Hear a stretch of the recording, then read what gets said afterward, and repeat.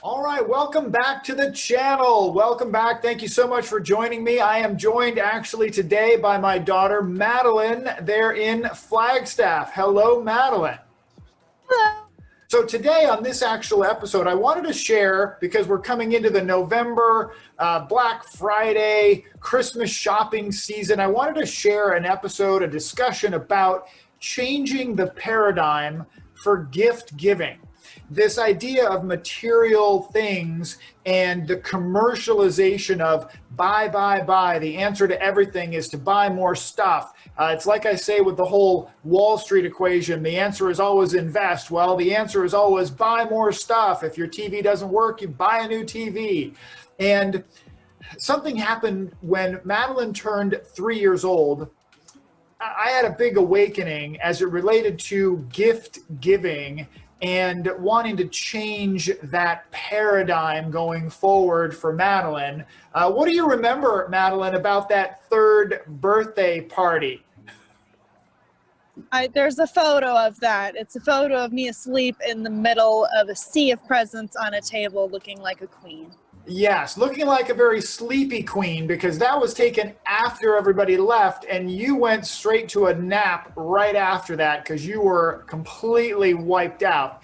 My thing, my realization was, wow, this is just insane how many presents that you got. So when it came to your fourth birthday coming up the next year, I asked you a question. Do you remember what I asked you because we've talked about this before, but do you remember that I called you downstairs and I asked you a question?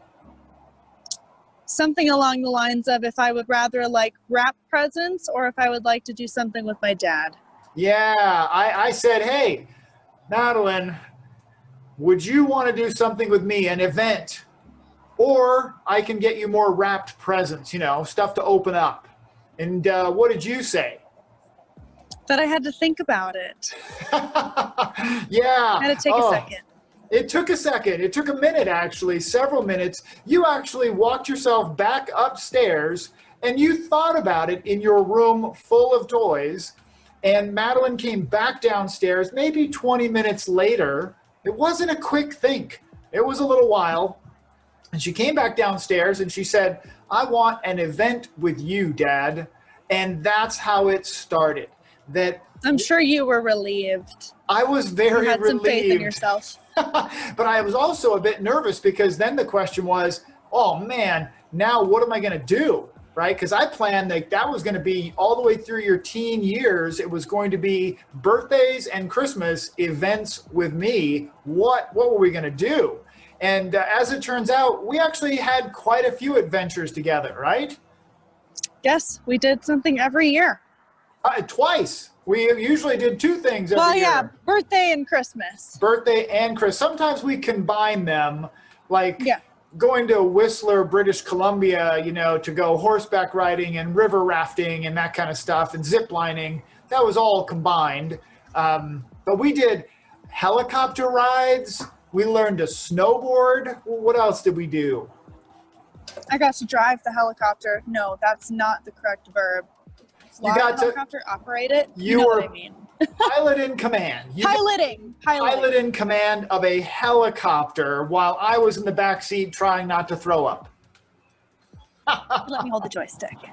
Yes, you actually held the actual controls on a helicopter. How about this one? We did a camping trip where we, found some centipedes and spiders under the bed. That was fun, right? Yep. There was one where I was going through a stint of wanting to be a pilot, and I can't remember if it was a birthday gift or a Christmas gift, but it was to go fly a little prop plane. Yep, we actually went for a discovery flight around Corona and around the area where we lived. You got to buzz the neighborhood again. You did it in a helicopter, then you got to do it in a little private plane. So, folks, all of this I share with you to bring up this point, this idea of gift giving. the material nature of the world we live in is we've got to have, the latest, greatest phone as I hold up my third or fourth, 5-year-old iPhone 5, which I don't use anymore, but you got to have the new phone. You've got to have the new thing, the new computer. And what I realized with Madeline was she didn't value that nearly as much as the things that she remembers she and I doing together, right? I mean, Madeline, you tell me, when you look back, what one toy do you remember in your life, whether I gave it to you or not? Do you remember any really specific toys that you still have today that have a memory attached to them? Well, lucky for you, it's a memory associated with you of going to the Dollar Tree or a dollar store, and you let me pick out whatever I wanted, and I picked out a little dollar teddy bear. Oh, that's right. It was like some sort of a dog bear looking thing, right? Yes, dog bear. Dog bear, because you really couldn't tell what it was, but for $1, you got to pick out that little dog bear thing, and you still have it? Yeah, its nose is kind of falling off, but I do have it. Well, the one that always comes to mind for me is the one that doesn't sing anymore because you press the button so many times, but I got it for your first dance recital. Do you remember that one? Purple people eater. It is literally a one-eyed flying purple people eater that would vibrate and sing the entire song so that it would annoy your mom.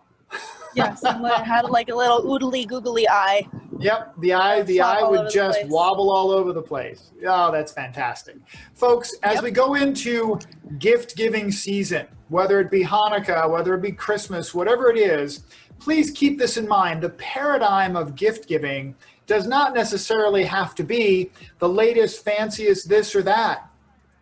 And when Madeline and I just talked about a bunch of different events like helicopter rides and plane rides and various things, I have to tell you, a number of those things that we did, those events, those even cruises that we went on were free or extremely inexpensive.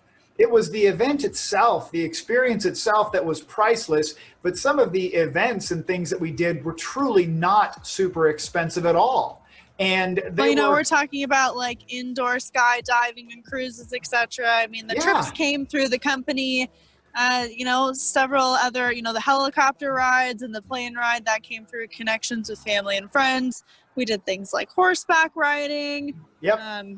Going to go stay at family cabin that a friend owned. Yeah, that was great. And that was free. Doing things with your kids like that is not, beyond affordable. If you plan, right? I mean, how much money would you spend on kids' toys and Polly Pockets and Barbies and American Girl dolls and buying them an iPad? Hundreds of dollars, even thousands. Exactly. And you can just put that towards something that they will actually remember when they're adults. Yeah, and I love to hear you say that. And it sounds like you might have actually taken some of that as a personal message for yourself to carry into the future, I hope. Cross my fingers.